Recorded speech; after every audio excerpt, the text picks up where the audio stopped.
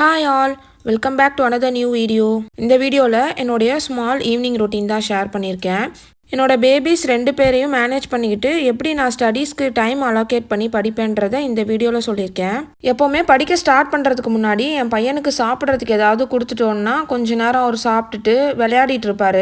நானும் கொஞ்சம் டிஸ்டர்ப் இல்லாமல் படிப்பேன். அதனால தான் இப்போ சாத்துக்குடி ஜூஸ் போட்டு கொடுக்கலான்னு போட்டுட்டு இருந்தேன். ஜூஸ் போட்டுட்டு இருக்கும் போதே நான் ரொம்ப நாளாக வெயிட் பண்ணிட்டு இருந்த பார்சல் தான் வந்துச்சு. மார்னிங்லேருந்து எப்படா வரும்னு வெயிட் பண்ணி ஈவினிங் தான் கொண்டு வந்து கொடுத்தாங்க.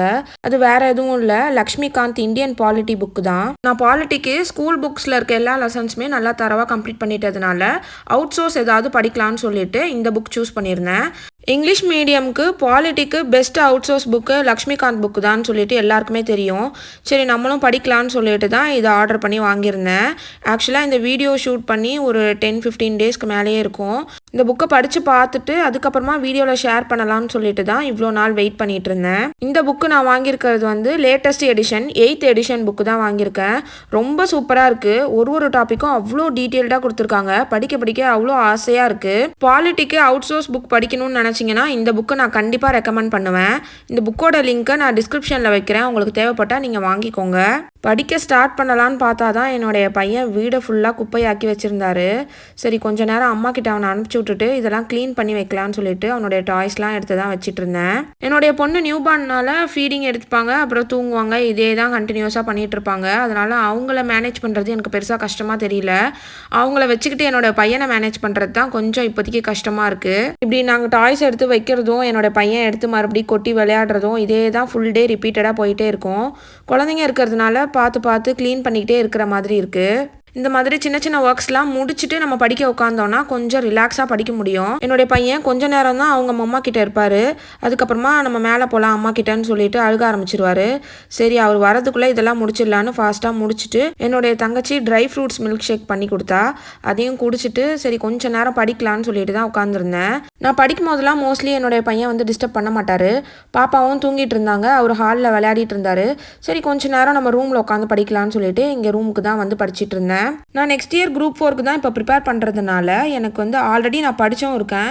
அதனால் எனக்கு ரிவிஷன் மாதிரி தான் இப்போ நான் பண்ணிகிட்ருக்கேன். ரொம்ப கம்மியான டைம் ஸ்பெண்ட் பண்ணி படிக்கிற மாதிரி தான் பிளானுமே போட்டிருக்கேன். அந்த ஸ்டடி பிளானுமே என்னுடைய டெலிகிராம் குரூப்பில் நான் ஷேர் பண்ணியிருக்கேன்.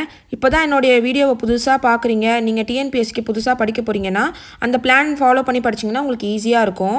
டெலிகிராம் குரூப் லிங்க் என்னுடைய வீடியோ டிஸ்கிரிப்ஷனில் இருக்கும், செக் பண்ணி பாருங்கள். அப்புறம் நிறைய பேருக்கு இருக்கிற காமனான டவுட் என்னென்னா ஸ்கூல் புக்ஸை நம்பி இப்போ படிக்கலாமா? ஏன்னா அவுட் சோர்ஸ் நிறைய கேட்குறாங்க, எங்கெங்கேருந்தோலாம் போய் கேட்குறாங்களே, இப்போயும் ஸ்கூல் புக்கை உட்காந்து படிச்சுக்கிட்டு இருந்தால் நம்மளால் பாஸ் பண்ணி வேலை வாங்க முடியுமான்னு சொல்லிட்டு தான் நிறைய பேருக்கு டவுட் இருக்கும். இப்போது ரீசெண்ட் டேஸாக நிறைய யூடியூப் சேனல்ஸுமே என்னென்ன அவுட் சோர்ஸ் படிக்கணும், இந்த புக்லேருந்து தான் இவ்வளோ கொஷின்ஸ் வந்திருக்கு, அந்த புக்லேருந்து அவ்வளோ கொஷின்ஸ் வந்திருக்கு நிறைய வீடியோ போடுறதுனால புதுசாக படிக்க ஸ்டார்ட் பண்ணுறவங்க ரொம்பவே கன்ஃபியூஸ் ஆகிறீங்க.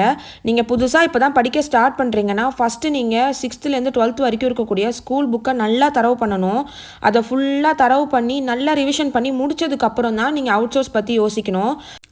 ஸ்கூல் புக்லேருந்து கொஷினே வரலன்னுலாம் சொல்ல முடியாது. 200க்கு ஒரு 130 to 140 கொஷின்ஸ் பக்கம் நம்மளுடைய ஸ்கூல் புக்லேருந்து கன்ஃபார்மாக வந்துடும்.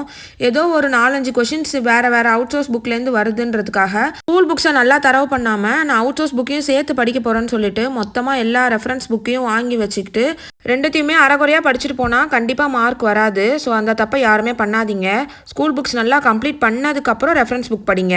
நிறைய பேருக்கு இது புரியலை. புதுசாக படிக்கிறவங்களாம் ஸ்கூல் புக்லேருந்து தான் கொஷின் வரமாட்டுதே, ஏன் உங்கள் ஸ்டடி பிளானில் ஸ்கூல் புக்ஸ் லெசன்ஸ்லாம் கொடுக்குறீங்கன்னு சொல்லி கேட்டிருந்தீங்க. இதை கம்ப்ளீட் பண்ணாமல் நீங்கள் எந்த ரெஃபரன்ஸ் புக் படித்தாலும் கண்டிப்பாக உங்களுக்கு ஒன்றுமே புரியாது. ஏன்னா ஸ்கூல் புக்கில் தான் பேசிக்ஸ் லெவலில் கொடுத்துருப்பாங்க. கொஞ்ச நேரம் படிச்சுட்டு இருந்தேன். அதுக்கப்புறம் பாப்பா அழ ஆரம்பிச்சிட்டதுனால எடுத்து வச்சுட்டேன். என்னுடைய ஒன் டே ஈவினிங் இப்படி தான் போச்சு. That's all for today's video. இந்த வீடியோ உங்களுக்கு பிடிச்சிருந்தா லைக் அண்ட் ஷேர் பண்ணிவிட்டு இன்னும் சப்ஸ்கிரைப் பண்ணாமல் பார்த்துட்டு இருந்தீங்கன்னா சப்ஸ்கிரைப் பண்ணிக்கோங்க. தேங்க்யூ ஸோ மச் ஃபார் வாட்சிங். Bye bye.